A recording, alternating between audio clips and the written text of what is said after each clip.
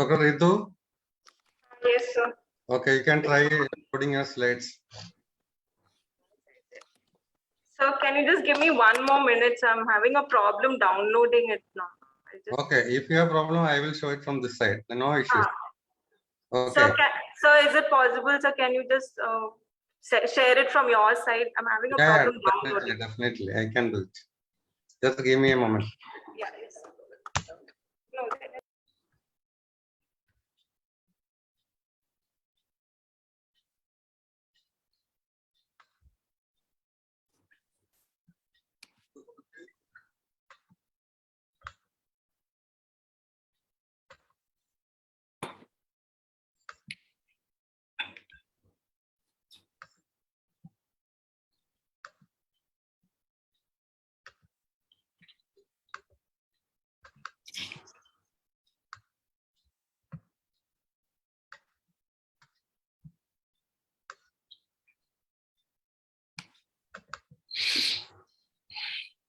Is the slide visible? Yeah, I can put it on full screen. Put it on full screen. Slides are seen. Yeah. Slides are seen, no? Okay, so Ritu, your slides are on. Can we start? Are you ready? Dr. Ritu, Dr. Naveen, and Dr. Uma, you are ready, no? Yes, sir. All of you are ready. Okay. Yes, sir. Dr. Ritu, I am not hearing you. Are you ready? Now slides are being projected from my side, so you just have to be there. You just have to switch on your audio, video. That's all. I am not hearing you.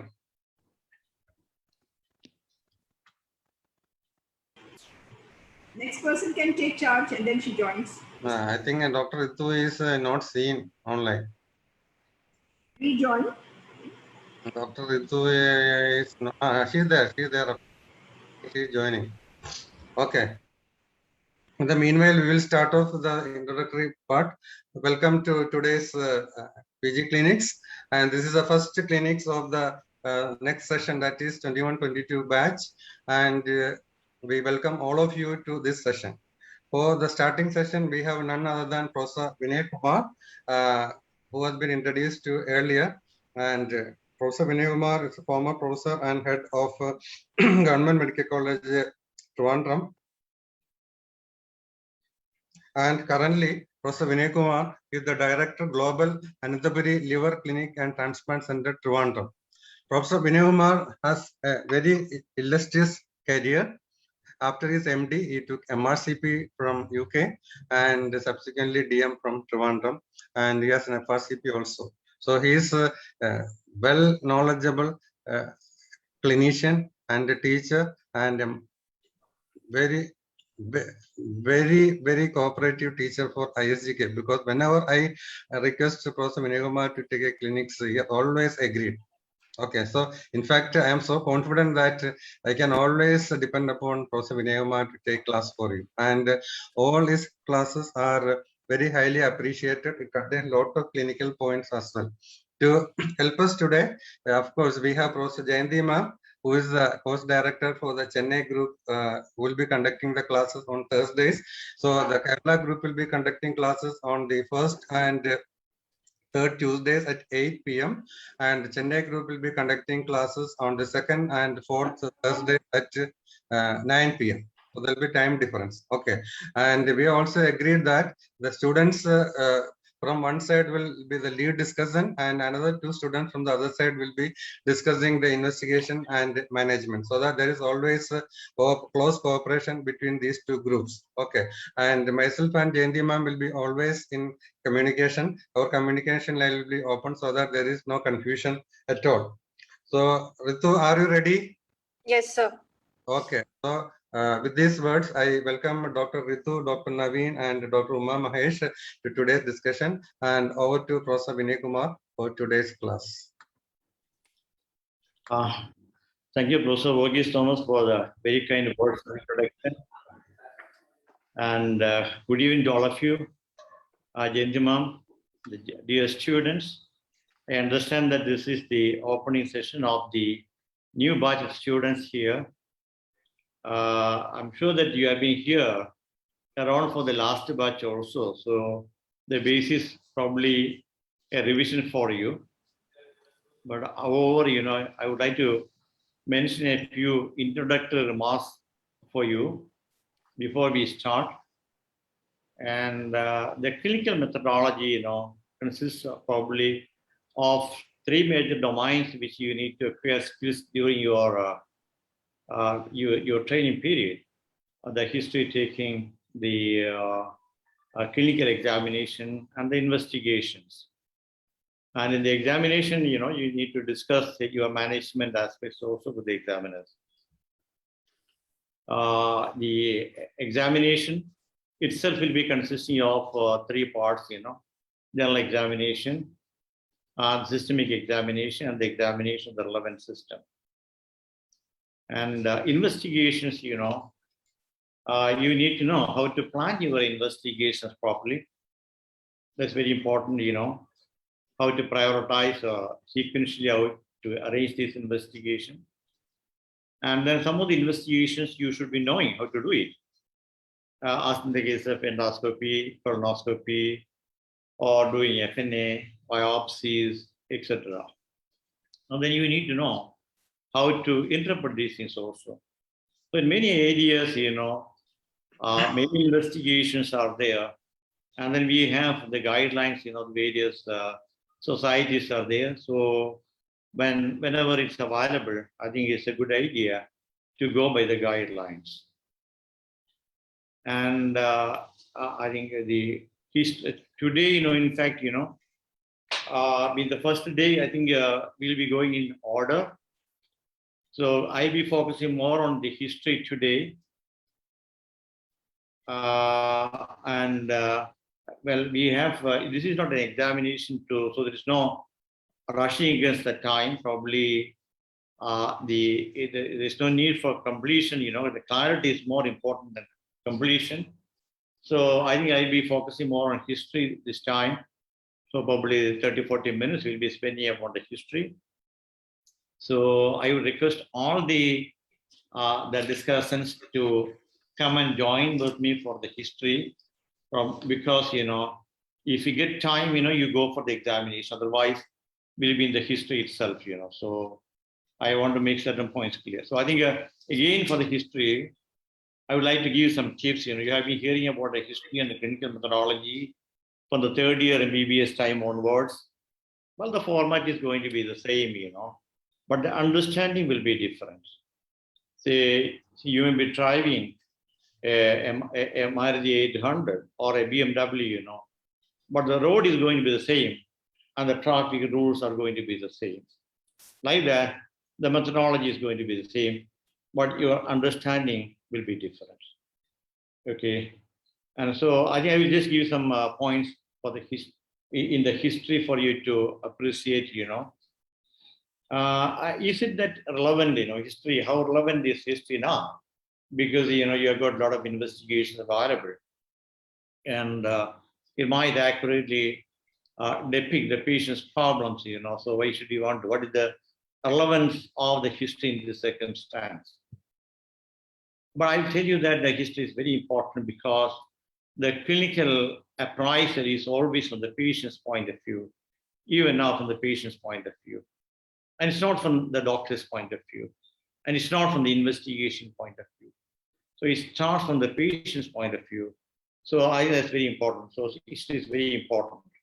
So what is this history? History is not just the narration of the patient. It is not, history taking is not a passive process, something which can be done by this medical records personnel, or a clerk there.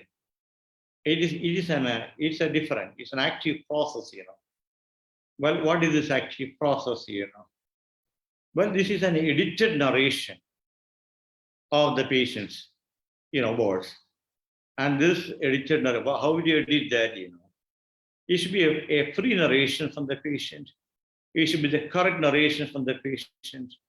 It should be the complete narration from the patient. And it should be the relevant narration from the patient. And who has to ensure that? It's your job to ensure that, That's how you edit that. your edited version will be, the complete narration, the correct narration, and it will be relevant also. And then you will arrange in the proper order so that you will be able to come to the differential diagnosis. How will you, some tips again here, how will you ensure that it's actually a free narration? It's something like what you see in the court, or the oath, in fact, taking the oath, is the truth, the complete truth, nothing but the truth. So I think that sort of thing is the history, How will you ensure that it's a free narration from the patient's point of view? That is, you start with the open-ended questions, You just ask them, what are your problems, Okay, so tell me, what is your problem? So that's the sort of approach to take. So the patient is free to narrate his or her problems, from her perspective. So I think that's how we start with. Okay, how will you see that it's a correct thing, So example is that again you ask some questions there, So probably something like a cross-examination. The patient will say that, I got pain in the abdomen, Where is the pain? All over the abdomen. And then you ask questions, something like cross-examination, where actually is the pain mostly seen or appreciated, or where did it actually start, and where is the pain more right now? Is it in the upper abdomen? Is it in the lower abdomen? Is it in the right side? Is it in the left side? So I think something like a cross-examination, Well, I think you come to the correct fact, And how will you see that, whether it is a complete narration? Again, by asking questions, at this time is actually open and it's close-ended questions. For example, a patient may be having a lower GI bleed. Patient may come with a bleeding PR. You will be asking, do you have giddiness there? So that's actually the patient will not be telling you. You ask that, do you have? So this, in fact, have you have giddiness there? This actually is a close-ended question there. So I think you should know how to edit the narration of the patient by asking appropriate questions there. So I think that's a skill. And the skill level, in fact, will vary. The methodology is the same, but your skill level will vary. See, when you go higher and higher in the ladder. And the components of the history, is a present history, the past history, personal history. So all the components you should be able to, go as per the components, There should be a social history, vaccination history, there may be an intervention, the treatment history, etc. So I think what is being highlighted, in fact, in a particular the presentation depends upon the importance of a particular point, So I think we will not be going through all this in a just like a parallel narration, But then certain aspects, in certain situations, you will actually highlight more. As in the case of, say, a genetic disease you are dealing with, and then the genetic history will be more important, You'll go for family history, tracing, family tree, etc., etc. Those will be. So, and then, some other mistake which I usually find is that, you fail to highlight the current problem.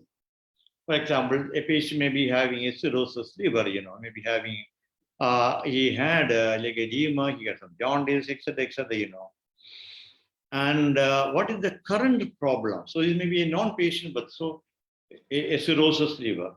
But his current problem may be that, he developed COVID, and after that, he has got some shortness of breath, and the pulse oximeter reading is probably saturation level is only 89%.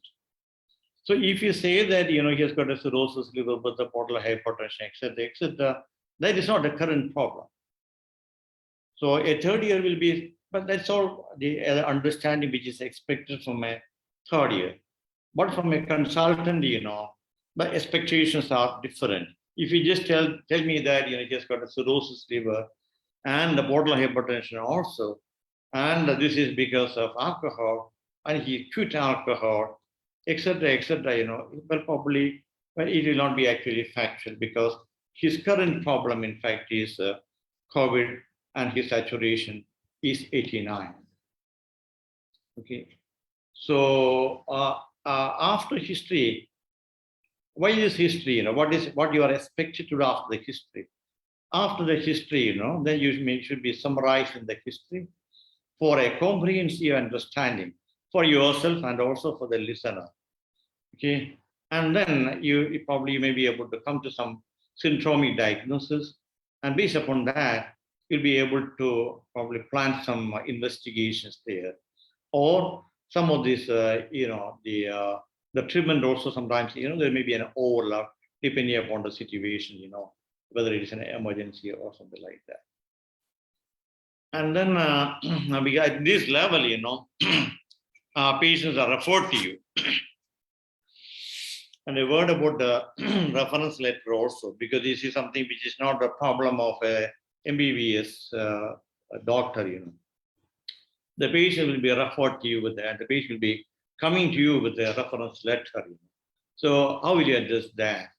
So will you actually go through the reference letter and then you start your history taking?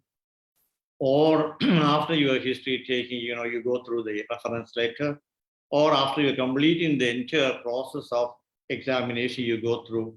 Well, you need to go through the reference letter. I think there is no if and but about that, but probably opinion might differ about the when to go to the reference letter.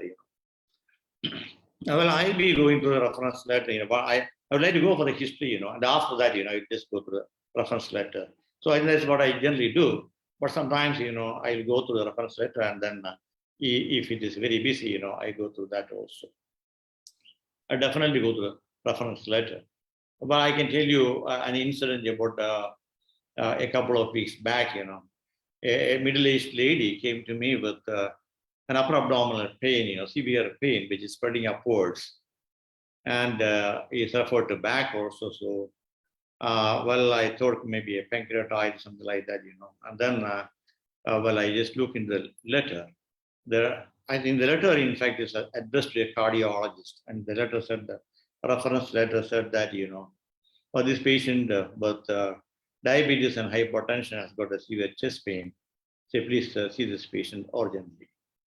So that was the reference letter. But then I have taken the history myself, True that he is a diabetic and hypertensive, but he also gives history of a gallstone disease in the past. And she told me that she had a similar sort of pain at that time also. So I thought maybe a gallstone pancreatitis sometimes, So I thought I would just complete my investigation from my side, and then if required, refer to the cardiologist. So I will just go for an ECG also. And that was a case of actually gallstone pancreatitis. So suppose I just gone through the letter, reference letter, well, I think I would have straight away referred the patient to cardiologist. So I think that is what I generally do, I just take the history myself, and then I go to the reference letter. So I think this is my introductory remarks, and well, Jendima is there, also Borgi Thomas is there. So together we will, I think, go through the history being presented. Is it okay now? We can go for the history, Ma? Yes. Yes. Okay, Dr. Vidhu, please read it a little bit slowly so that everyone can understand. Okay. Good evening, everyone. Mrs. F, she's a 46-year-old lady from Tirur, Malappuram, and she has studied up to 8th standard. She's a homemaker. So, previous slide had the chief complaints. Her chief complaints was on and off abdominal pain since 31 years, uncontrolled sugar since 26 years, steatoria since 5 years, and weight loss since 2 months. History of presenting complaint. I would like to start history 31 years ago when the patient was 15 years of age. She developed abdominal pain, which was epigastric, insidious in onset, radiating to the back. The pain lasted for around 2 days, and the pain aggravated with food intake. She went to a nearby clinic and IV analgesics were given, following which the pain subsided. There is no history of jaundice, fever, vomiting, visible peristalsis or borborygmy, and no history of nocturnal worsening of pain. There was also no history of trauma, and there was no. And 5 years later, when she was of 20 years of age, she had polyuria and polydipsia, and also weight loss of 5 kgs. That is from 65 kg, she became 60. Her sugars were checked, and it was around 400 milligram per deciliter. And she was started with just OHAs, not on insulin. Following which she gained weight of around 5 kgs. She was 65 in 6 months. 5 years later, at the age of 25, she had abdominal pain, which was epigastric and radiating to the back, similar to the previous episode, but this time it lasted for 1.5 days. She took analgesics and the pain settled.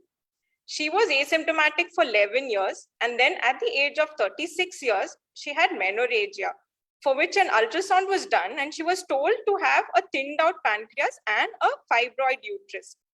Since then, she has been started on pancreatic enzyme replacement therapy.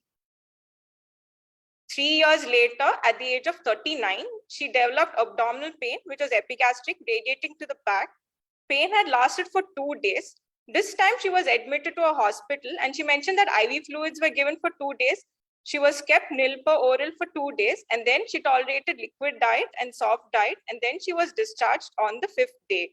She has been put on insulin since then. 2 years later, she noticed her stools becoming bulky, foul-smelling, with a greasy appearance. 6 years later, at the age of 41, she developed epigastric pain radiating to the back, and this time the pain has been present for almost a month. It was a dull, aching type of pain. She came here for further evaluation, and a CT was done, and she was told that she might need a surgery. She had weight loss of around 5 kgs in 2 months, 63 from 68. No history of oral ulcers, reduced vision at night, dry skin, bony pain, skin bleeds. No history of tingling, numbness, reduced sensation over the body. No history of blurring of vision, reduced urine output, or frothy urine. Past history, there was history of IND done for a swelling in the right axilla 24 years ago, which was drained, and then she was put on oral antibiotics for 5 days. Menstrual history, attained menarche at the age of 13 years, regular cycles. Previous cycle, there was bleeding with clots for 9 days. Obstetric history, para 4, living 3, and 1 death. Personal history, sleep appetite normal, no history of chewing pan or using tobacco. Bladder habits are normal. Bowel habits, she has steatorrhea currently.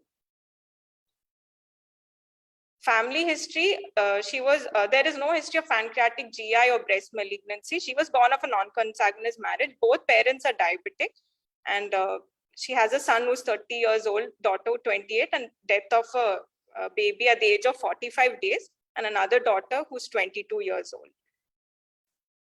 Death of child at 45 days, no antenatal checkups were done. However, she was told to have increased amniotic fluid levels. And she mentioned that her child had to be kept in NICU and a colostomy bag was placed. She does not know the exact reason how the child passed away. Nutrition history, her 24-hour dietary recall was around 1,800 kilocalories. She has a deficit of 200 kilocalories and 24 grams of proteins. Summary, here is a 46-year-old lady with on and off abdominal pain since 31 years, and now she has abdominal pain which has been continuous since 1 month, detected to have diabetes at the age of 20 years, and steatorrhea since 5 years, weight loss since 2 months, and history of death of an infant probably due to diabetic complications in the mother. I think before I open the discussion, the other 2 discussions, I would like to ask, would you like to have any other props, in the history?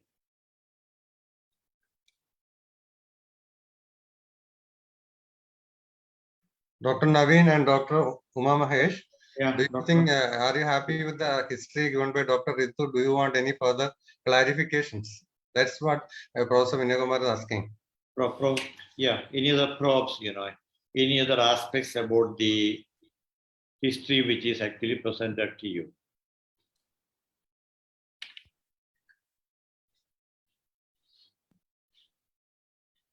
You are not audible, please. Dr. Naveen, you are not audible. Sir, am I audible, sir? Okay, now audible. Tell me. Is it okay? If it is okay, fine. If it is okay with you, it's fine. Please tell us. We should not know. Yes, sir. Nothing specific, sir. As of now, the history is very clear, sir. Okay, Dr. Uma, Mahesh, Sir, no questions. no questions. We are very gentle. Okay. Probably. Yeah, I will offer my comments here. Then probably I would like to hear the comments of VT and Jendima. Okay. Yeah. I think, well, if you just go back to the slide, first slide, you know, well, Yes. Give me a second. can you, yeah. Yeah. So I told you, well, that's why I made the introduction there, you know. The chief complaint, the presenting symptoms of the patient. Okay. So that's the first thing, presenting symptom of the patient. On and of abdominal pain. It is not the on and of abdominal pain. It is abdominal pain. Okay. The symptom number one is not on and of abdominal pain. The present symptom is an abdominal pain. Okay. Number one, uncontrolled sugar is not a symptom. It is a problem. Okay. Steatoria since 5 years is not a symptom. Okay. So that's your conclusion. Your symptom may be diarrhea. Okay. And weight loss. So I think, well, to me, this symptom presentation is not acceptable. Okay, so there is no on and off and abdominal pain. It's okay, and then you actually give the history of the presenting symptom. Okay, yeah, and then you'll be using quite a lot of jargons there, you know, like steatoria, as you suggested, you know, epigastric pain, etc., etc. So I think you ask the patient in the language which the patient knows, and then you present the history also without avoiding all the jargons. So a lot of jargons are there in the history. What is the current problem? So when you actually go, I think go down the list, you know, in the next slide, please. Yeah, and the next one. Pain, yeah. 2 years later, 6 years later, yeah. Next is. She came for further for evaluation. Previous one, yeah. No, the previous one. Yeah. 6 years later, at the age of 41 years, she developed epigastric pain, epigastric jargon, getting referred to the back. Pain was present for almost a month. It was, but I cannot read that. Dull aching type of pain. Okay. And the next line is next, yeah. She came here for further evaluation. So I think here the presenting symptom, in fact, is not highlighted. Why the patient came here is not highlighted. That, in fact, is the presenting symptom of the patient, which is totally absent in your presentation. I would like to find out, you know, that is the patient's problem. What in fact has happened there? Okay, the patient came there, and then you are done a CT scan. Okay, so why you have done a CT scan there? Why the patient came here? That's what the presenting symptom of the patient, and that's what the whole story is going to be. So suppose you are going to tell me that this patient has got a chronic pancreatitis with the diabetes mellitus and steatoria, it will not actually enthuse me at all. Okay, so this patient has got a current problem. This patient with a chronic pancreatitis, diabetes, and the steatoria with significant weight loss has got a problem right now.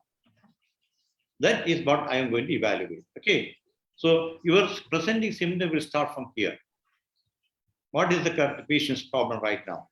Why you have done a CT scan? Okay, and now you tell me. So what is that? What is the present symptom of the patient? Now you may tell me. So the current problem is her pain, so that is present for almost 1 month now. Yeah. So the present symptom of the patient is a pain of 1 month duration. Okay. And now, so the pain of 1 month duration. Okay. So where is the pain? So I think how will you analyze the pain? So first we have to look at the site of the pain. So she mentioned it was in the upper abdomen.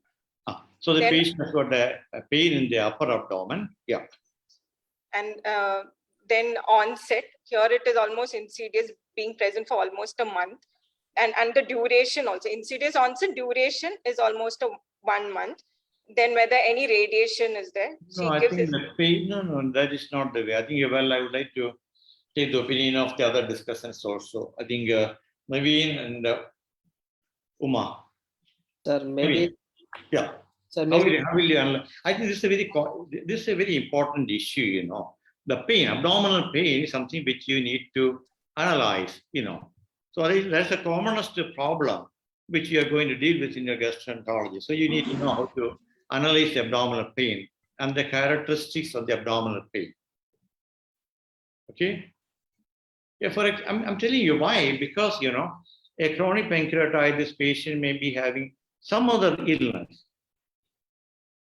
Current problem may be some other illness. There may be a lymphoma sometimes, you know, or maybe an aortic aneurysm, or maybe an ischemic bowel. That may be the current problem. She's a diabetic. So you can't take it for granted that, you know, it's pancreatitis. Okay. In pancreatitis itself, you know, there can be a problem, you know, and the pain might be probably telling you what the complication the patient has got. Okay. So the pain, the site of the pain is Uma Mahesh. Site of the pain, Yes. the character of the pain. Yeah, site of the pain, and then it's the character of the pain, and then severity of the pain, nature severity of the pain. Yeah, severity of the pain. Yes. and associated with any features. Exactly. Aggravating and relieving factors. Yes, associations, then aggravating factors, relieving factors, referred pain. Okay, the current status of the pain. Okay, Yes. and Progression. Progress in the current status. What is the medication for the pain, and what is the impact of the medication? Any intervention is done for the pain. You know. Okay, so I think these are other things. Now you have seen the patient, Ritu? Yes, sir. Yes, sir. Yeah, then you may be able to tell me. So you said it's in the upper abdomen. It's not in the epigastrium, it is the upper abdomen. Okay? Yes, Yeah. sir. And So the pain is in the upper abdomen, and then the character of the pain. it's a dull aching type of pain. Dull aching type of pain. Yeah, dull aching type of pain. Yes, yeah. And associated factors. Yeah, what do you mean by this, the dull aching type of pain? Dull aching type of pain. You mean to say that it's not a pancreatic pain. What is the character of a pancreatic pain? A deep, boring type of pain, sir. So that sort of pain is not there. It's a dull aching type. Yes, sir. Yes. It's a dull aching. Okay? Dull aching. Yes, sir. What does it mean? Dull aching type of pain. What does it mean? Sir, it's not a sharp pain. Dull aching type of pain is not a sharp. It's not severe pain. It's not severe pain, sir, and it's not sharp. Okay. So I think what is the description of a dull aching type of pain? What actually it means? You know. Yeah. So you said it is a mild pain. It is not very sharp. Okay. What do you mean by it's not a sharp pain? So with respect to the pain severity, a dull aching pain will be lower on the pain scale. If we use a visual analog scale, it will be on the lower side. Okay. I would like to get the opinion of Naveen. Sir, maybe the localization could not be appreciated by the patient, saying somewhere where she cannot easily appreciate where exactly is the pain. Yeah, so you say that, you know, it is not actually well localized. Okay. dull aching type of pain is not well localized versus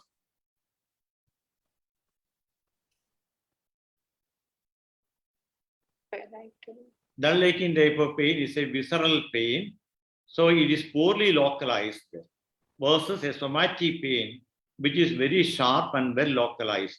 Okay. Your second point, that it is dull aching pain. It's not very severe type of pain. So not a severe type of pain. It's like a visceral No, pain. I think, well, I'm just asking the opinion of Naveen here. Yes, sir. Dull aching type is a mild type of pain, sir, not severe type usually. Yeah, so dull ache does not actually indicate the severity. Dull aching type of pain can be very severe indeed. Okay, so that your understanding is incorrect, you know.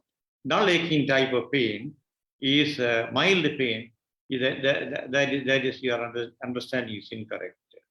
Okay, and another point is dull aching type of pain. What is it due to? Dull aching type of pain. Could be due to the extension of the organ which is involved, the surrounding capsules extension usually, sir. Yeah, it's mainly because of the inflammatory mediators, you know, the cytokines, you know. So it actually, or maybe because of the infiltration versus a colicky type of pain. Okay, so this dull aching type of pain can be severe. It is poorly localized, I agree. It is continuous versus colic, you know. It is a continuous type of pain. If you apply pressure, you know, what will happen if you apply pressure? If you apply pressure, the pain is going to be more. Okay? Versus the case of colicky type of pain, where if you apply pressure, you know, the patient will be relieved. Okay? Yeah. So here, dull aching type of pain, it means that it's a mostly an inflammatory pain or an infiltrative variety of pain. Okay? What is the pancreas? What was the previous nature of the pain in this particular patient? Is it actually going to be different from the previous description? Yes, sir. The previous pain was different. It was, she said it was like a deep, boring kind of pain, very severe. So the patient had a, so now this is very important, you know. Now the current pain in this particular patient, the character is going to be different. Okay. Yeah, that's a very important aspect, you know. What is the important aspect about that, you know? The character of the pain changes in a chronic pancreatitis. So probably another etiology, maybe change into like an adenocarcinoma, Yeah, second etiology. Yes, sometimes, you know, it may be unrelated sometimes, you know, you may be dealing with patient may be chronic pancreatitis is a long natural history. Okay, so the patient may be having a different disease right now, or the patient may be going for a different complication right now, such as a different character severe pain. In fact, it's a predictor for what? In the case of chronic pancreatitis, pancreatic adenocarcinoma. So this point, in fact, is very well highlighted, you know. So if you tell me that definitely this character of pain is different from the previous one, you know, definitely is a pointer for development of malignancy here. Okay, so it's a very important aspect about that. Okay, and then other aspects about the pain. So you said the severity. What is severity in this particular patient? So the 1 month pain was not very severe. It was 1 month pain is not very severe. Yes. Okay. Yeah. So I think how will you assess the severity of pain? Is a very important aspect of chronic pancreatitis, or I would say that the most important problem of chronic pancreatitis anywhere in the world of any etiology is the pain. Okay. So yeah. So the patient will run into problems, with the pain. So severe is the pain. And the doctors, in fact, the treating doctor, he also will be running the problems because so severe is the pain. So the pain in pancreatitis is one of the severest pains, in clinical practice, So pain is something which is very, very important in chronic pancreatitis. So it's very important that, you have some sort of an idea about the severity of the pain in chronic pancreatitis. How will you assess the severity of pain here? So we can ask the patient whether the sleep is also disturbed, whether they're able to do their routine activities. If that is disturbed, then it's likely the patient has severe pain. Yeah, I think that is, for any other pain also, any other chronic pain also, this is actually relevant, But for pancreatitis, well, there are more measurable parameters are there. If the As you have actually mentioned initially, on a visual analog scale of a 0 to 10, well, you may be able to. Okay, and then there are other scoring systems are also there. Can you just mention some of the scoring system? So for acute pancreatitis, so the No, for the chronic pain. pancreatitis. They're dealing with the chronic pancreatitis. Uma, will you be able to help me? M. Anheim scoring system. Which one? M. Anheim scoring system. Well, I have not heard about that scoring, but there are scoring systems out there in like McGill questionnaire scoring system is there, NIH screening system is there. So I think if there are many other scoring systems are there, so you'll be able to, because you want to find out the severity, Okay. Yeah, as then you need to look at the quality of life also on the patient with the chronic pancreatitis, because for the interventions for pain, you need to look at the severity, the quality of life. Can you just mention about the quality of life indicators here? You mentioned about the sleep pattern.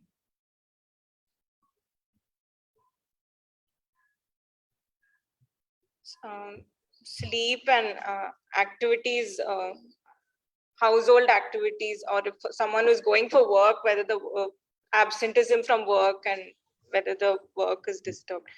Yeah, so I think you are correct, but then the problem is much more than here in chronic pancreatitis, Your analgesic intake, opioid, abuse, your addictions for that, your suicidal tendencies, attempts of suicide. So I think the severity will be run to that sort of severe scale. Okay, so in this particular patient also I'm bothered about that, the pain. So you tell me that, the current pain is not that severe. So I thought, the current pain is more severe than the patient used to experience before. Okay, but that is not the case to be. But then you suggest that, there's actually a change in pattern. Okay, yeah, a change in pattern. Okay, and then the aggravating factors, relieving factors, etc. quickly to make it complete, because I want you to do this exercise properly. So aggravating, she mentioned occasionally when she takes food, the pain worsens, but relieving only if she takes any medicines, any of those pain. So I think again, I'm bothered, what sort of food? Is it a fried food, fatty food, something like that? Because these are all defined in pancreatitis. So you need to ask that, The patient may not be able to tell you, that's a different story, but then you need to ask them whether the patient is tolerating the fried food, fatty food, etc. So I had not asked for the yeah. with respect So, to food. Yeah, the relieving factors. Relieving only analgesics. So when she takes any what sort of analgesics? So she used to take it from like an over-the-counter thing. She mentioned like Ultraset. That's what she, like a tramadol or Ultraset. Yeah. Okay. Yeah. Okay. Yeah. So I think we have discussed all these aspects. So I think. What else will be asking here? So this patient here, you got some idea about the pain. Okay. So I think with this pain, you have done some investigation and you planned surgery. So what is this likely to be? So she has underlying chronic pancreatitis, and then probably she's developed pancreatic adeno-CA. Yeah, malignancy. That is the cause. Pancreatic malignancy. Okay. So you got the crude right now. And in which case, what additional the history you would like to take here right now?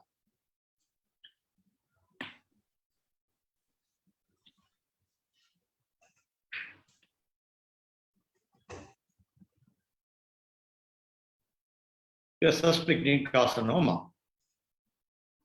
Yes. Yeah. Uma and Naveen also can contribute. Yeah. Will you please? Don't wait for asking you. You can spontaneously, you can. Asking for any, I mean, Don't think that you are in the firing line. You think that, you have got the opportunity right now. Yeah.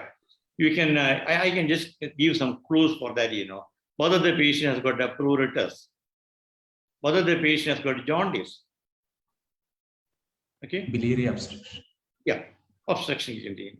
And then some of this, if the actually it has produced a metastasis, which will contraindicate surgery.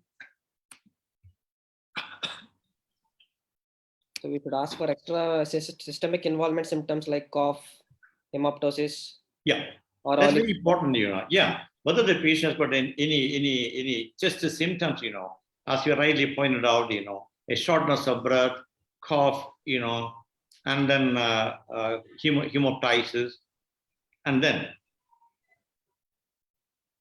whether the patient has got any lumps or bumps, in the neck, or elsewhere. Supraclavicular. You are interested in that? Yes, sir. Whether there is any lumpiness, whether the patient is feeling lumpiness in the abdomen, whether he is actually feeling a distension of the abdomen, Malignant whether he has disease. developed a leg edema, especially on unilateral leg edema, with the pain. What does it suggest? Involvement of venous systems or thrombosis. Thrombosis. And then there are cutaneous markers, of malignancy. Some migrated thrombophlebitis in pancreatic carcinoma, sir. So I think you need to ask all these things, Okay, these are the associations, and then some of the operability, you may be able to assess. So in this particular patient, along with the pain, when you got a clue that this is malignancy, you need to evaluate further. Okay, and then probably whether this patient is operable or not. This patient has got an uncontrolled diabetes, long-standing diabetes. So you need to look at the other systems here, such as cardiovascular. What is this cardiac? What is the cardiac tolerance going to be like? On the lower side. Yeah, because of long-standing diabetes. Yeah, so I think what is the renal condition like? Is there any history that her creatinine was actually elevated? Is there any history of dialysis here? Is she taking renal medicines? Those things are very important, Okay, so that is actually for the fitness of the patient. Okay, and then you're going to have a major operation going to be done, Whether the patient, what is the socioeconomic standards of the patient? Whether the patient has got a supporting system, the family history, What is her husband like? What is the job? What is socioeconomic status going to be like? Has she got some insurance system,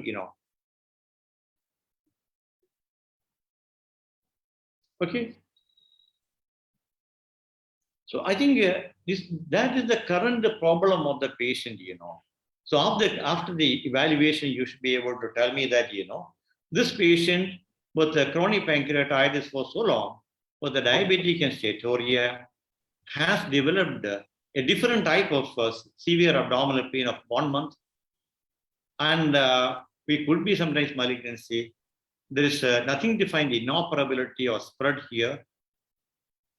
Okay, the cardiac status and the renal status, etc., seems to be good, and probably good for surgery. And if you look at the socioeconomic backing, well, probably we can consider this operation for the patient. So that will be the sort of summary right here in this particular patient, rather than telling me that this patient has got a chronic pancreatitis. So that is why I have given that my introductory remarks initially, going through your history. I've seen your history, so I thought, I'll make my introductory remarks, and you should always focus upon the current problem of the patient. So the current problem of this particular patient is a malignancy, probably, okay? And then your evaluation is this sort of thing, a system evaluation and socioeconomic evaluation, etc., So that will be appreciated, okay? And now you try to summarize. Here is a 46-year-old lady who's come with history of 1 month abdominal pain, and there is history of diabetes since 20 years, and steatoria since 5 years, significant weight loss since 2 months, and there was no history of diabetes complications, both macrovascular or microvascular from history. So there was no history of reduced vision. There's no history of frothy urine or reduced urine output. And for the cardiac status, also no history of chest pain, palpitations, dyspnea, and her tolerance is also, her performance status is also good, even when she came to the hospital. So from history, there's no contraindication to a major surgery. And she belongs to the upper middle class as per modified Kupuswamy classification. Okay, so I think you can summarize, you try to summarize in 1 or 2 sentences now.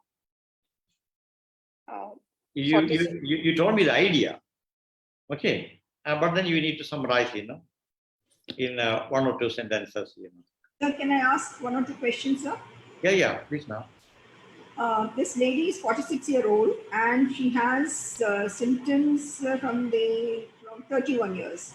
Yes. So that means at the age of 11? 15 years 30, old. 30. 12, 13, whatever it is. You think her recall is going to be that good at the age of 11 and 12? And I think what Sir said is absolutely important. What you have to discuss is the current problem. And no patient, can recall the history from the age of 10 and 11. And she belongs to a higher socioeconomic strata. What is her schooling like? How often did it disturb her schooling? What in the history tells you that she's got chronic pancreatitis? As far as I could recall, there were actually 3 or 4 episodes of pain. That's it. Yes, ma'am. And what basis do you say she's got chronic pancreatitis? Because of both exocrine and endocrine insufficiency. That's not the history. She has had 4 episodes of pain, each lasting for 1.5 days. I just say it is just an abdominal pain, and there's huge gap of 10 years in between with no pain. What in the history tells you she's got chronic pancreatitis? There are 4 episodes of pain, if I recall, and 1 I think lasted. So the current problem is something totally different. On what basis are you saying that she's got chronic pancreatitis? How do you define chronic pancreatitis? Ma'am, pain with endocrine. This patient tells you that she's got chronic pancreatitis. Ma'am, she has 4 or 5 episodes of abdominal pain, but in between she's having exocrine and endocrine deficiency. 1 minute. In 31 years, many of us would have had 4 episodes of abdominal pain. Yes. So what in the history tells you she's got chronic? So what is the characteristic of a pain of chronic pancreatitis? How often do you think they visit the hospital? How often do you think this patient would have visited the hospital? Innumerable times, innumerable times. And they'll never be pain-free. They'll never be pain-free. That is a characteristic of chronic pancreatitis. They'll be dependent. They'll never be a symptom-free interval. How did she get married? What? When she was so sick, how did she get married? Was she insulin dependent? She's almost developed diabetes at the age of 20, 21. And steatorrhea is nothing, this foul smelling steatorrhea and all, that doesn't tell you that she's got exocrine endocrine insufficiency. A person has got this thing, she's got an incidental diabetes. What in the history tells you that she's got chronic pancreatitis? Nothing in the history, absolutely nothing. What I would do, as Sir said, I would just say now, patient has given history of 1 month abdominal pain and weight loss. I will take off only from here. And I'll have nothing to do. I'll just say that in the preceding years, as far as the patient's recall is concerned, imagine this person having a recall at the age of 10 and 12. Absolutely, it's not possible. And no complications, no GI bleed, nothing, and just some loose stool somewhere, and this pancreatic enzyme itself may be causing some diarrhea. So what in the history really tells you that the diabetes does not really tell you that she's got chronic pancreatitis?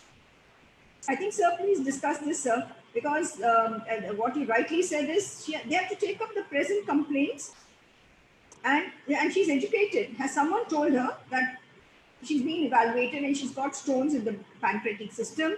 Someone would have even offered, she comes from a high-class family, should have been offered some treatment. Did she refuse the treatment? Recurrent abdominal pain? Did she have any lithotripsy? Did she have any procedures done on her? And she goes on for 31 years with pain. It's just unbelievable. Okay, 31 years a person suffering from pain with no intervention is not acceptable. Be very careful in the exam. You have to be very careful. You have to tell the present complaints and then take off. Otherwise, there's nothing to discuss in this case. There's nothing. What were the investigations that were done to her for the 31 years? What investigations and what evaluations were done? Did she undergo any therapeutic procedures for 31 years? And mind you, you can never say 31. No? That means there's one definite point at which the incidents occurred. I cannot recall what happened 31 years back. Can you recall? You also not recall what happened 31 years back. So just imagine this patient who's able to recall on day 1 what she had. And with this background, supposing she had 20 episodes of pain until marriage, you think she would have got married? She would have been emaciated. She would have been almost like a cripple with a chronic pancreatitis. What age did she get married? At what age did she get married? Ma'am, around doctor, just imagine, see what happens is, as Sir said, you people get carried away. You just get carried away. And many of you, I'm telling on behalf of the faculty here, many of you feel, that what is there in this history? After all, the CT is going to pick up. Why should I break my head? No, it's not like that. History is important.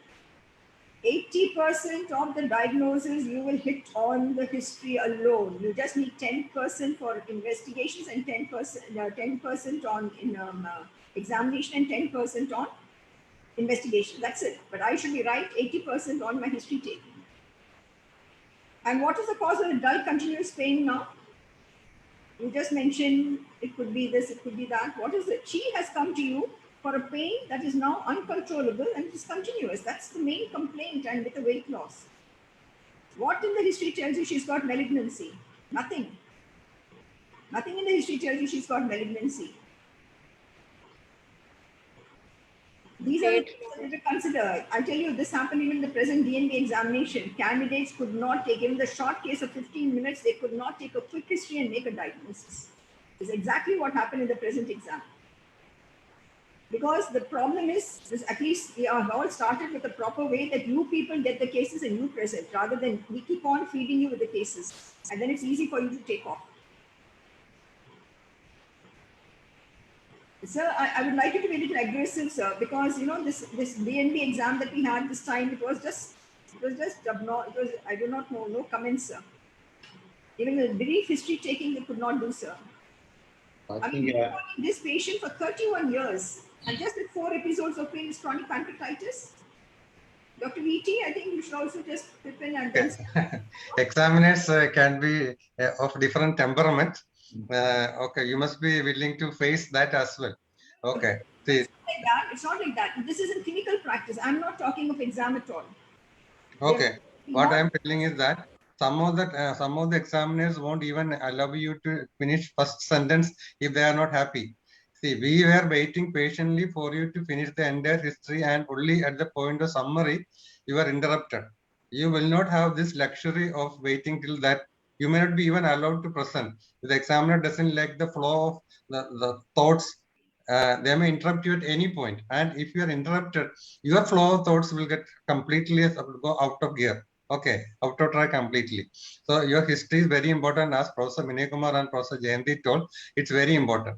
One glaring mistake which I found out that you may be very modest, but you did not mention about smoking and alcohol intake. So just because she is from Kerala or from Tamil Nadu does not mean that women will not smoke. Because 35 years ago, I burned my fingers because I was given a case of recurrent pancreatitis. And Professor George Kurian gave me the case, and I was supposed to, and I was hesitant to ask this history of alcoholism, the wife of a High Court judge in Kerala. And I presented the case as idiopathic pancreatitis. And it turned out to be that she was taking alcohol in a very significant way, and it was actually alcoholic pancreatitis in a female. So just because of the gender, you should not just stop short of asking the history of smoking, alcohol, addiction, everything. Okay, you may be modest in not asking all these things, but as a clinician, we must not spare this, because this is an entity where alcohol has an important role.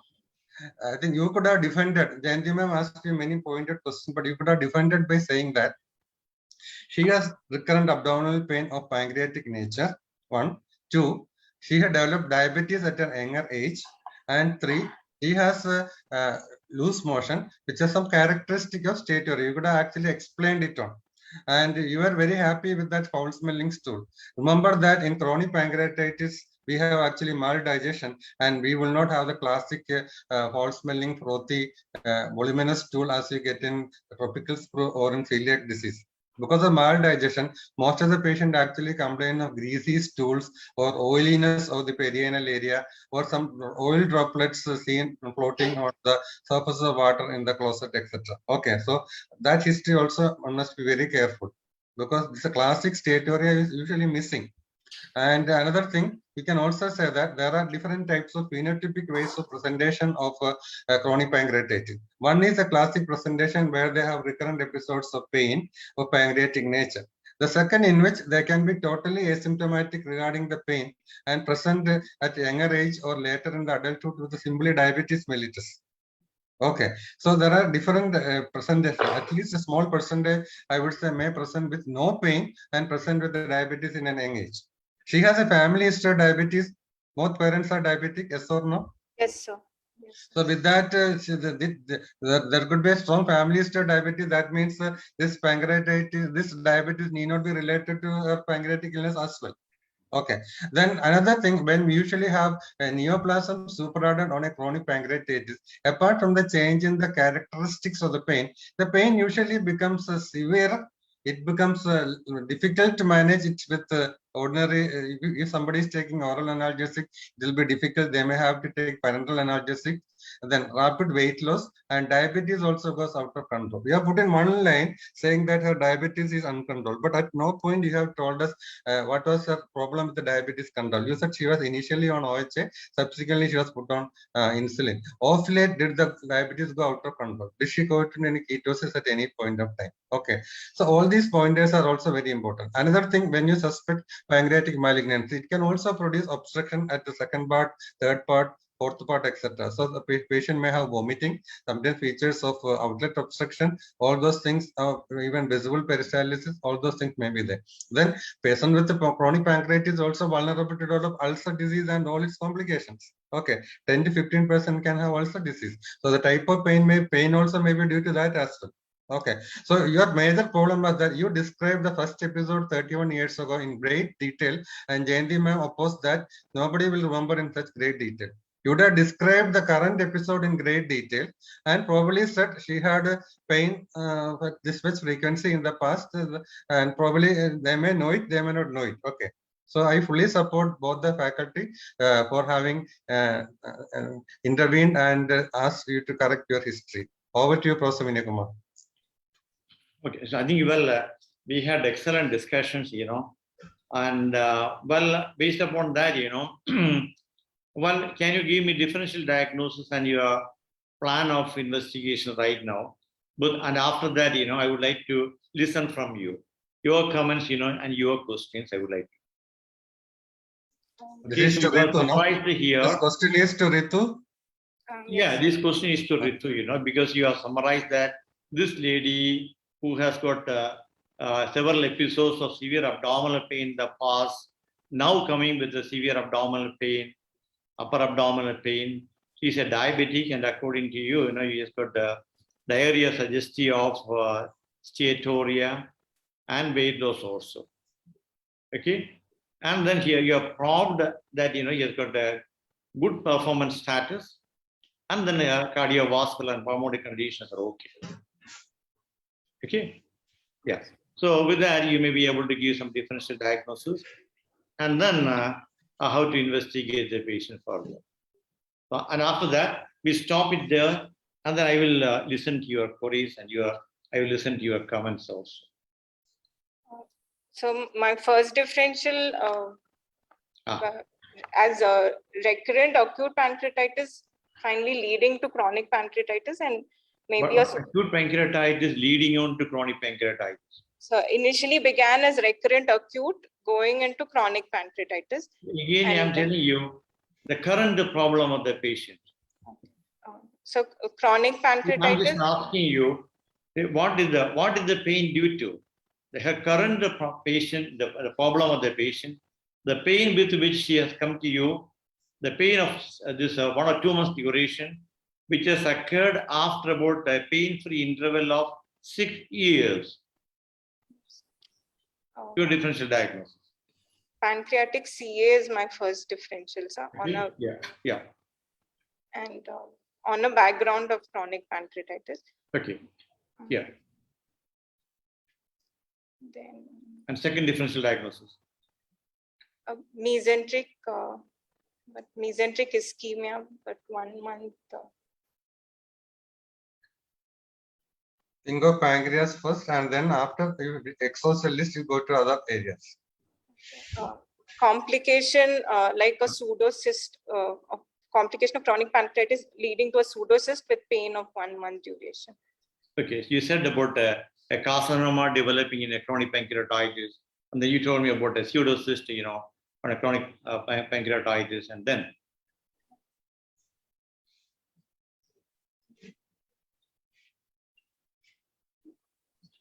Bleed into a pseudocyst or bleed into a. That's actually you said pseudocyst and the problems of the pseudocyst. I think further it may be a bit difficult from the history.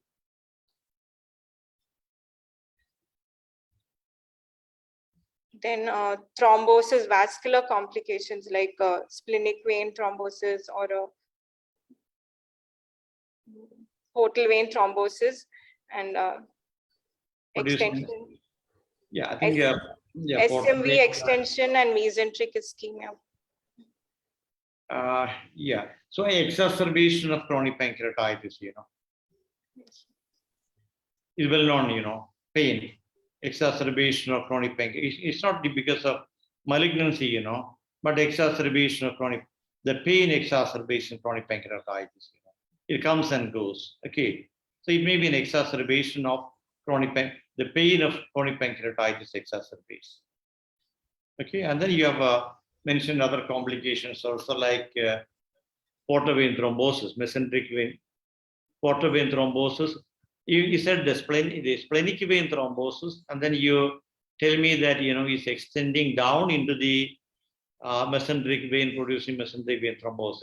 No, so portal vein extending into SMV extending into portal vein and SMV, so not splenic vein. Okay, then I think the characteristics of the pain may be a bit different there, Okay, mesenteric, the mesenteric ischemia. Well, I think arterial ischemia versus venous ischemia, the presentations, etc. If you just look at the mesenteric ischemia, arterial, is more painful. Well, the venous also, it's acute subacute, and then it's less. I think it's more tolerable there. And then other differential diagnosis. So this is about pancreas, And then any other differential diagnosis other than pancreas?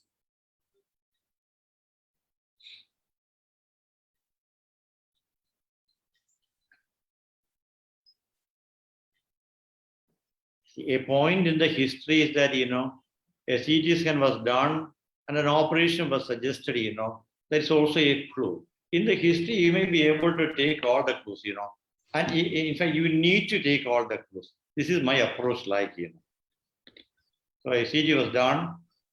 Okay, so you can discuss this before the CT scan, but you have told me that, you have done a CT scan and there was something there and an operation is suggested. So in which case, you have to tell me, probably what you might have found there and what surgery you might have advised me. Okay, because that's the history, that's your history. Yes, sir. Yeah.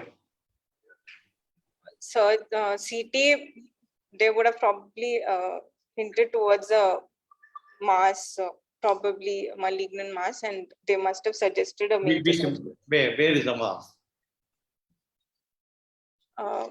In the head of the pancreas, but she doesn't have history of that is over, yeah, that's over. So probably, a carcinoma pancreas, they might have detected, and then they might have detected surgery.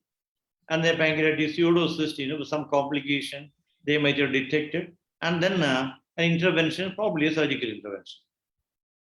Okay. And any other thing like that, A pain, you should explain your pain, and then probably justify a surgical intervention also. Naveen and Uma, you can also participate. You can give your thoughts there. With the history, with the patient saying that they have considered surgery, one possibility could be there may be the cancer may be operable state, sir, implying that venous system or mesenteric system has been, vascular system has been not involved or without any metastasis, sir.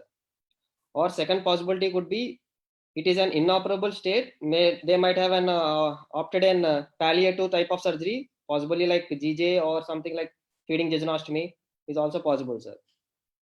Yeah, I think that's a good discussion there, that you are going to, that I like that, So a pancreas, you see, they may have found a mass in the pancreas, either it may be operable and they are going for a curative surgery, a radical surgery, or they may have found an extension, non-operable, non-radical surgery, but then the palliations are there. Okay, then you suggested that. Okay. So that's a very interesting discussion. Okay, so I was thinking you may be going away from the pancreas, and I would like to have a few differential diagnoses away from the pancreas also. So one more possibility in the DDs, can we keep that the change in the character of the pain and the intensity for the last 1 month could be just an intraductal pressure increase, and the weight loss could be just a nutritional part as a part of steatoria without malignancy also, sir? Yeah, definitely. That we have actually considered a possibility. Chronic pancreatitis per se, with exacerbation without malignancy. That possibility we did consider. So I was thinking, whether you may be able to give some differential diagnosis other than the pancreas. I will give you a clue. Will you not consider stomach? So duodenal obstruction and Don't think of obstruction, but think of similar things. Because if you say obstruction, you have to say there should be symptoms of obstruction. Otherwise, if you just say obstruction, you will land in trouble. Okay. It could be unrelated to pancreas, could be just simple gastritis, sir. That was too simple. I will give you another clue. Suppose there was no history of diabetes and history of steatoria forthcoming. There was only upper abdominal pain. Like this with the weight loss. You think of the differential diagnosis. That's what professor is asking. Gallstones, sir, but the biliary type of colic is not classically described, sir. Could be, sir, biliary colic also. Do you think 1 month is biliary colic? No, sir. Again, I give you. Can you think of any condition in the stomach? gastric varices. Pain. Dominant presenting symptom is pain. So gist, sir. Can you simply think of a carcinoma stomach? Yes, sir. But then you have to say the points in favor and points against. Yes, so points going against carcinoma stomach. Usually they presented a late stage at like. Okay, age. Yes, sir. Age. But this is just middle age. Okay. Second thing, mostly the predominant symptoms will be like vomiting or postprandial fullness or early satiety, sir. So other symptoms of gastric involvement are missing. Only the dull-liking pain is there.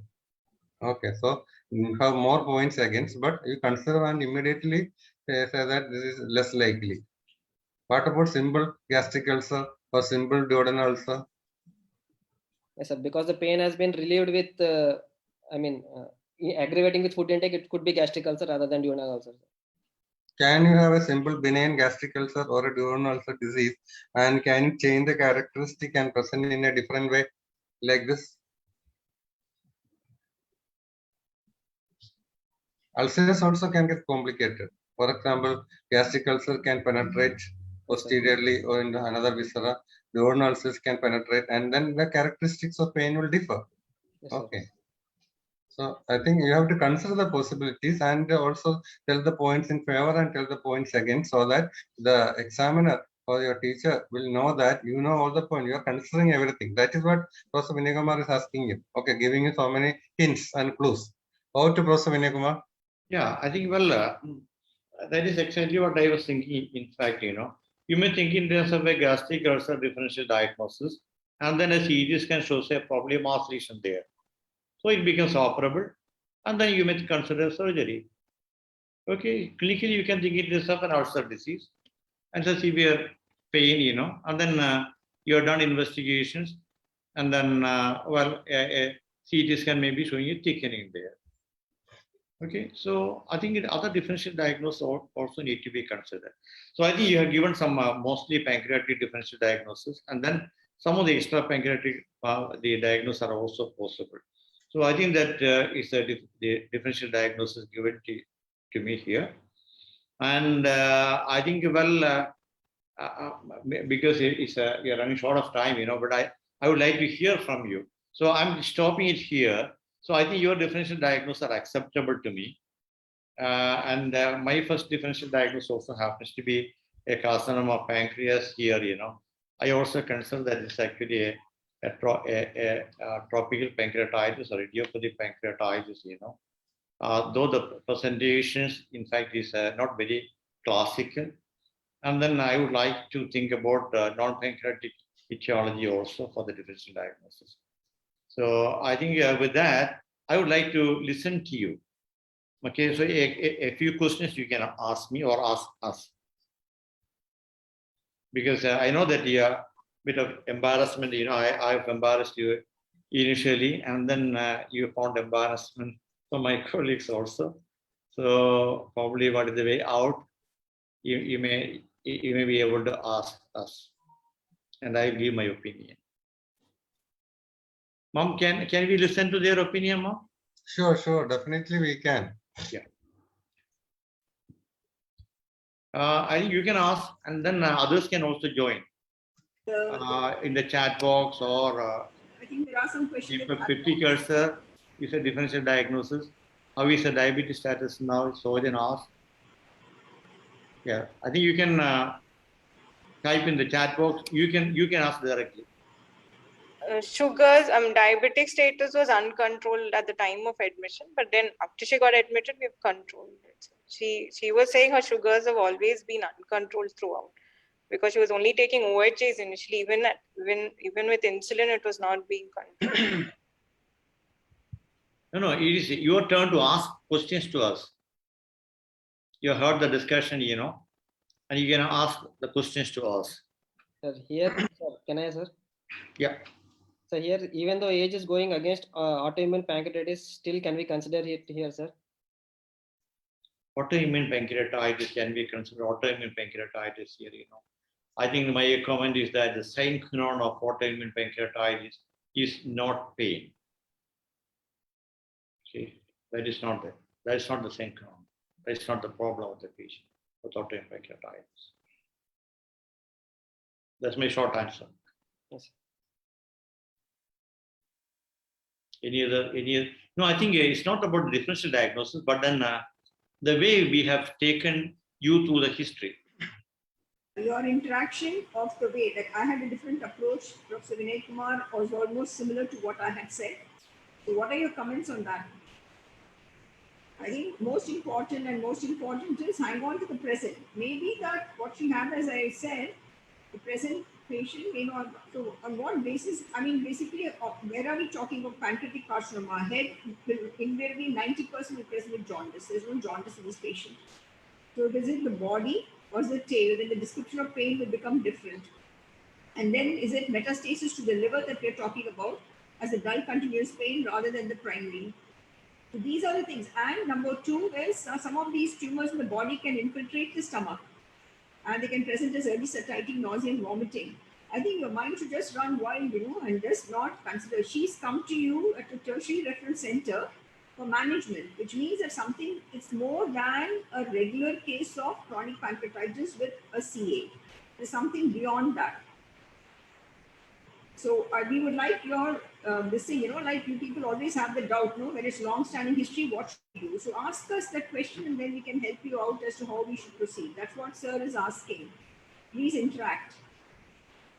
No, I think there's a question in the chat box, if it's head of the pancreas mass, jaundice should be one of the presentation. Yeah, Exactly. sure. I agree with that.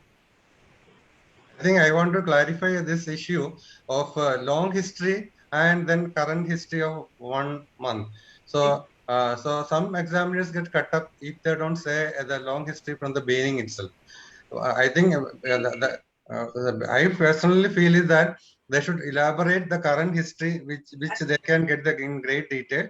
But immediately they should say that there are episodes of pain almost similar of a shorter duration for the last 31 years. Okay, then you point to the particular organ that give you rather than waiting for the past history. The examiners get cut up when you wait for the past history and then present it in the past history. But present in the current problem, and then you can also say that similar pain episodes were there in the this is always an issue when you have a chronic illness. Then another issue which many students ask, when the patients tell the diagnosis to the student. For example, I have chronic pancreatitis, I have been treated for that, and now I have a problem. Whether they should divulge it to the examiner when the case is being presented. But if the patient is telling that I have been diagnosed as chronic pancreatitis and I have a problem, there are again difference of opinion. Some of the examiners say that that will take the punch out of the discussion, but some say that this is what you are going to face day in and day out once you become consultant. Patient will come and tell you. So even if the patient says that I have chronic pancreatitis, never believe it 100%.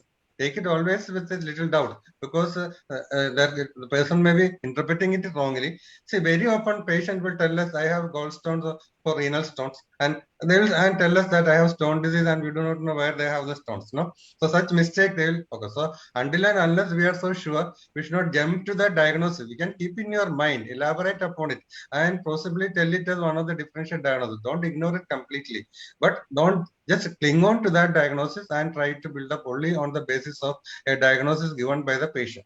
That will be my opinion. I would say on a background of, so I'll give in detail the present complaints and say this is on a background of a history of a known case of chronic, whether she's calcific or not, based on lab investigations, radiological intervention, as well as the medication. So then we have a backup of the investigation that says that it has already been a confirmed case. At a tertiary referral center, patient is not coming to you for a diagnosis of a primary problem. She's coming to you for the management of the complication. So we start off by saying she's got significant weight loss, loss of appetite, whatever it is, and discuss in detail, and then say it's not a past history. This is in a background of. This present complaints is in a background which may be related, it may be totally unrelated. So the discussion, when you're seeing your differentials, you have to say related to the problem that's been there for 30 years, and don't use 30 years, you say 3 decades or something like that. Because you're so sure about the 31 years, that 31 is something that's knocking my head. And then say this is on the background of a confirmed diagnosis based on CT, based on lab investigations, based on whatever it is. And she's had extensive evaluation and she's been investigated in detail. But it is unusual. That's what is not getting into my head, that she's not being managed at all except for some pancreatic enzyme. That's what is not in my head. Is it calcific or non-calcific? Ma'am, it's calcific, ma'am. On CT, there are calcific. You just come out with that because then you know she's coming from the region which has got a high calcium. Then you come, epidemiology is there with you. You have a backup that she comes from Kerala, where the known case. There are other pockets. Then they'll ask which are other pockets in the country. That again favors your diagnosis. And if she knows she's got calcification, it has to be, you have to come out with it. In this particular case, it's more of an investigation and management, you know. It will be more towards that because the current problem is what she's come to you for. She's not come to you for diagnosis of CCP and all that. All that is just a background history which tells you, but what is the current problem is her problem. Understand? So I'll always say, if it's ulcerative colitis, I'll say present is blood and mucus, that is activity. This is on a background of a known case based on colonoscopy, histology, and on medication. That gives me a foolproof method that the patient has been diagnosed with a definite diagnosis. Okay, these are my comments.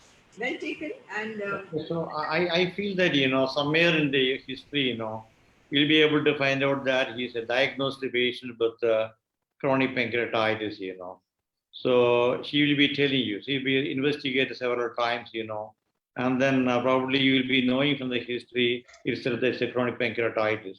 And I feel that you might have suppressed that information because you want to finally come out with the diagnosis of chronic pancreatitis. This is what I believe, because as mom has suggested that, it's very difficult to, go through about 31 years of severe pain without having the diagnosis of chronic pancreatitis. Well, do you know, did the patient tell you or the records tell you that the patient is a non-patient with the chronic pancreatitis?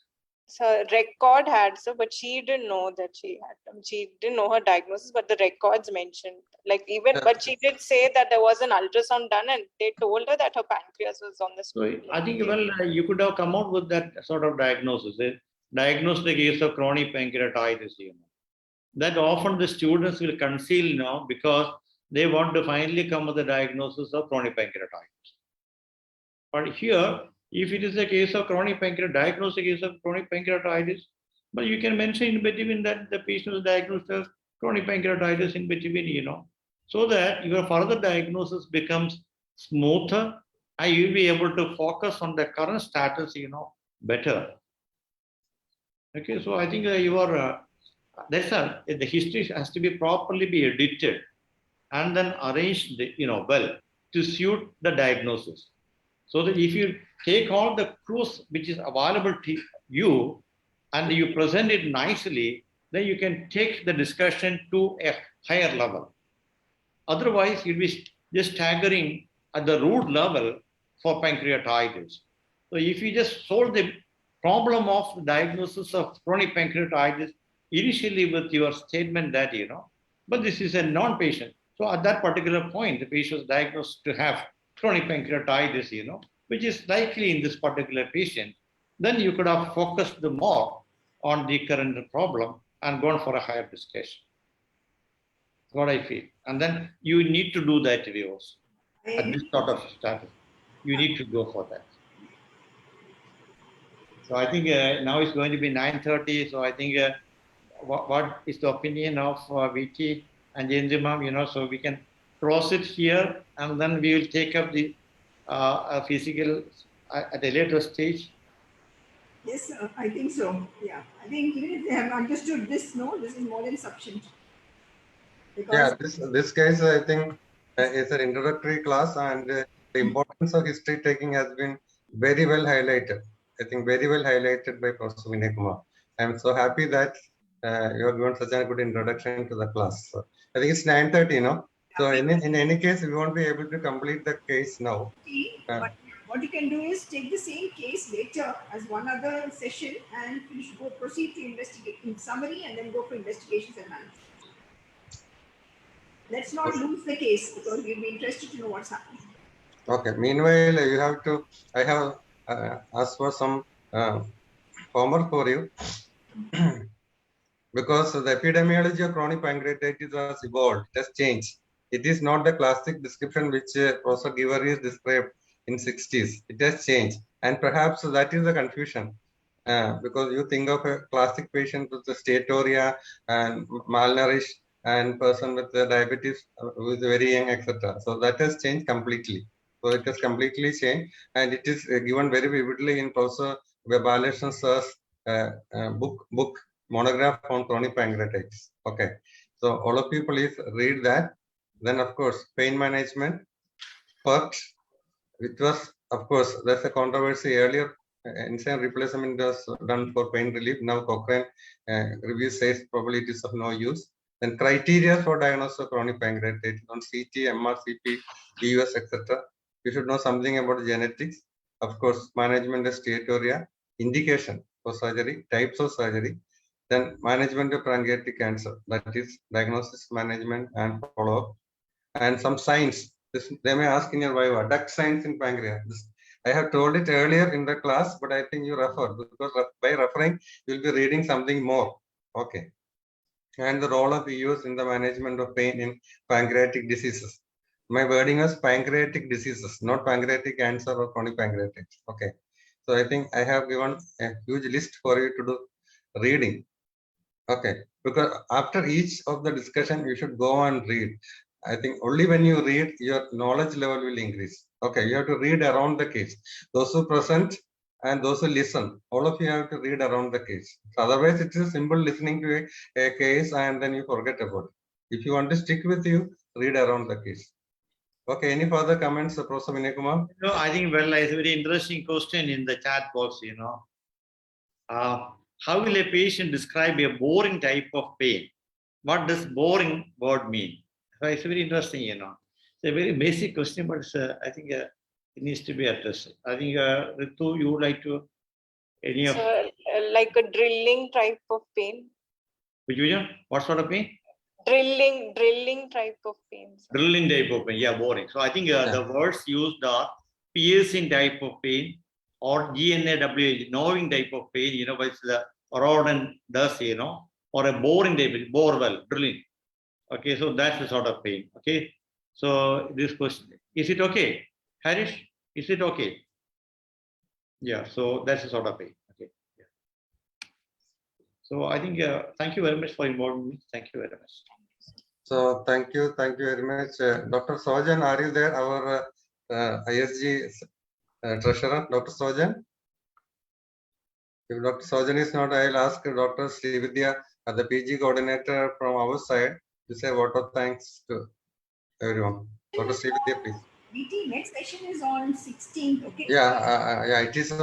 So your session is on 16th and 30th, Thursday at 9 o'clock, no? 9 o'clock. Okay. Dr. Srividya, please. Yes, sir. On behalf of ISG PG Clinic, I would like to extend my sincere gratitude to Dr. Vinay Kumar, sir, for conducting such an excellent elaborative session, and we'll be very grateful to you, sir. And I would also extend my thanks to Dr. Jayanti Madam and Dr. Varghese, sir, for giving such a good guidance for taking case. And also, I would like to thank Dr. Ritu and other two presenters for their excellent participation to make this session a success. And also, I'd like to extend thanks to Sun Sickness for sponsoring this event.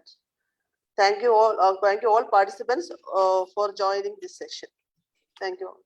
Thank you, Srividya. Thank you all, and good night to all of you. Thank you. Thank you, sir. We'll close the session.